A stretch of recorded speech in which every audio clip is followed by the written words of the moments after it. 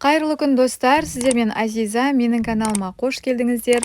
Бүгін осындай бар болғаны 15 минутта дайын болатын, өте дәмді, ешқандай миксерді, духовканы қажет етпейтін керемет пирог дайындайтын боламыз. Ал ендеше кеттік. Ең алдымен ыдысымызға сүтіміз бен қантымызды салып, жақсылап осылай венчикпен араластыратын боламыз. Баяу отта әрине. Содан соң какаомызды салып, жақсылап араластыратын боламыз. Кішкене қоюланады, соған дейін баяу отта араластырып тұратын боламыз. Міндетті түрде тоқтатпай араластырып тұратын боламыз. Кішкене қоюлана бастаған кезінде сары майымызды салып, тағы да жақсылап осылай араластырып тұрамыз. Мінекей осындай болып қоюланады.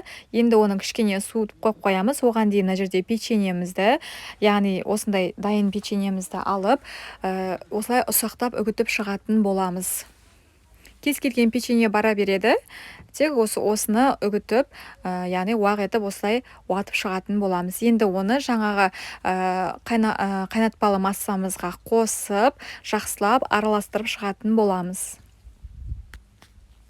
Барлық жеріне шоколадты масса сіңуі қажет, сол үшін осылай жақсылап араластырып шығатын боламыз. Енді оны осындай торттың формочкаға салып, осылай бетін тегістеп шығатын боламыз. Дәм беру ретінде мен Қазақстан шоколадын үккіштен өткізіп кішкене саламын, ал бетіне әсемдік ретінде кокос жаңқасын сеуіп шығатын боламын. Ол өздеріңіздің қалауыңызша, әрине жаңғақ салсаңыздар да болады.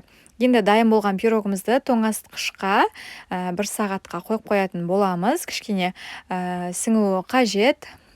Мінекей біздің пирогымыз тоңазытқышта 1 сағаттай тұрды. Мен тоңазытқыштан шығарып, енді қазір сіздерге бөліп көрсететін боламын. Өте жұмсақ, байқасаңыздар кесілгенде өте жұмсақ, ешқандай қатты емес, печеньелері жаңағы шоколадты массаны жақсы сіңірген, өте дәмді керемет болып шығады. Бескі шайға немесе түскі шайға, кешкі шайға жасасаңыздар да болады. Дәмі өте керемет болып шығады. Сіздерге жасап көруге кеңес беремін. Сіздермен болған Азиза. Назарларыңызға рахмет. Сау болыңыздар.